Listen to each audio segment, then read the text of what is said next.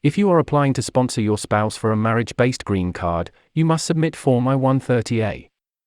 In this video, you will learn how to complete Form I-130A, the list of necessary papers, and other crucial information.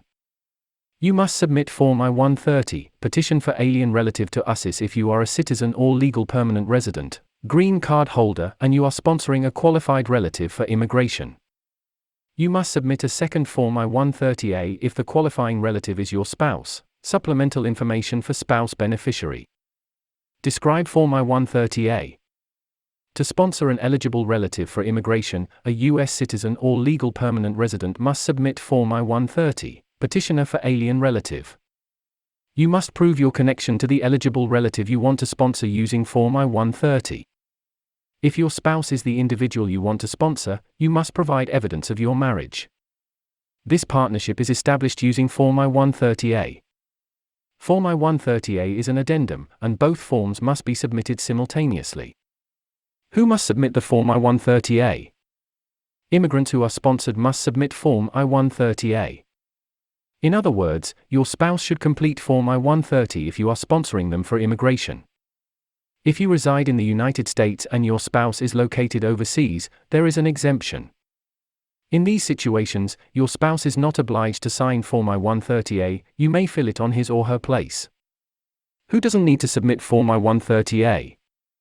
There is just one I-130 beneficiary who has to complete Form I-130A, the spouse of the I-130 applicant.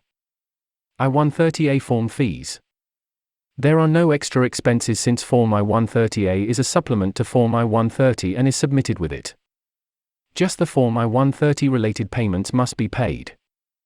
$535 is required to file Form I-130. Steps for filling out Form I-130A. On the uscis website, click this link to obtain and download Form I-130A. Fill out Form I-130A legibly by typing or writing in black ink.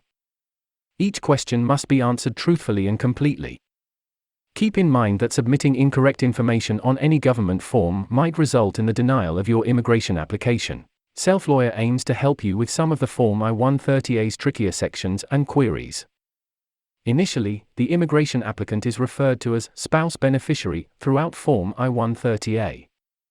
Thus, Form I-130A refers to your spouse as the spouse beneficiary if you are sponsoring them for immigration. You are the spouse beneficiary if your spouse is sponsoring your application for immigration using Form I-130, Petition for Alien Relative. Second, unless otherwise specified, respond not applicable, or none to any questions on Form I-130A that do not apply to you.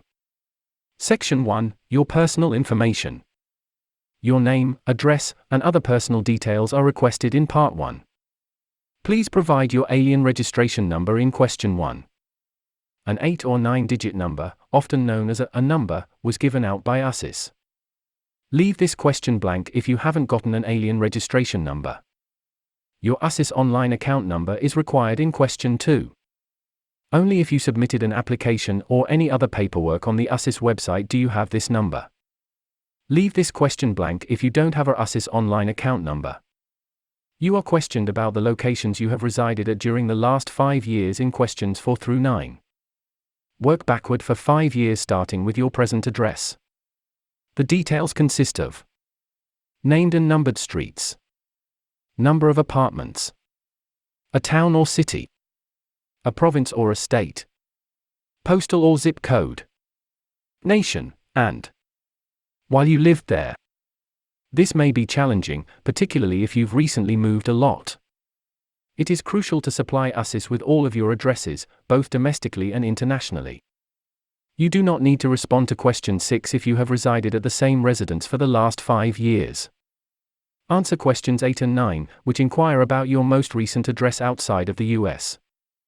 Your parents are discussed in Questions 10 through 23 and include last names in the family, named individuals, first names, secondary names, the birth date, gender, the birthplace, and the place of abode.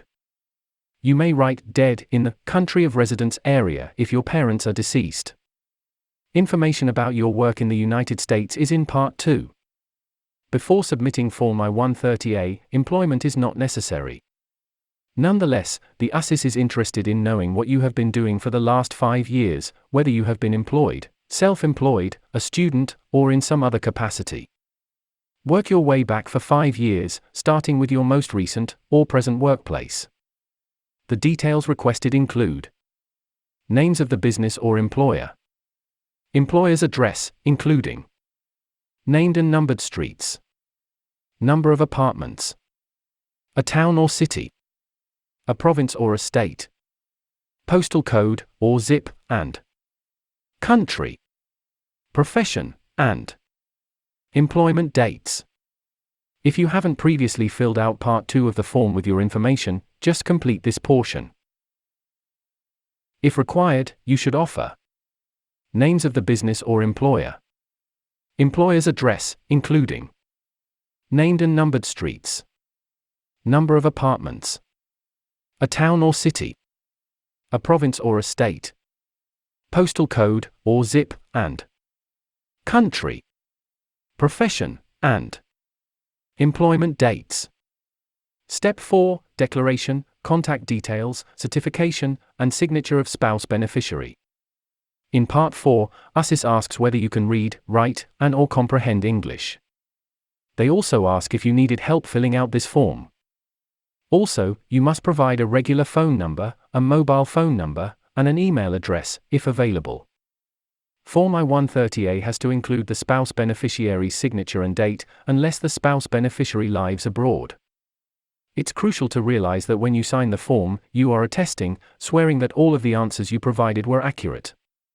Keep in mind that your immigration application, both I-130 and I-130A, may be delayed and may be refused if any question is not completed completely and correctly. Section 5, Contact Details, Certification, and Signature of the Interpreter. You must need an interpreter to finish questions in Part 5 if they were difficult for you to comprehend. Name, address, phone number, name of company or organization, and any credentials held by the interpreter are all included with this data. The paperwork must be signed and dated by the interpreter as well. If the form's preparer is someone other than the spouse beneficiary, Part 6 contains their contact information, declaration, and signature. Uscis wants to know who filled out Form I-130A if it was someone other than you, the immigration applicant.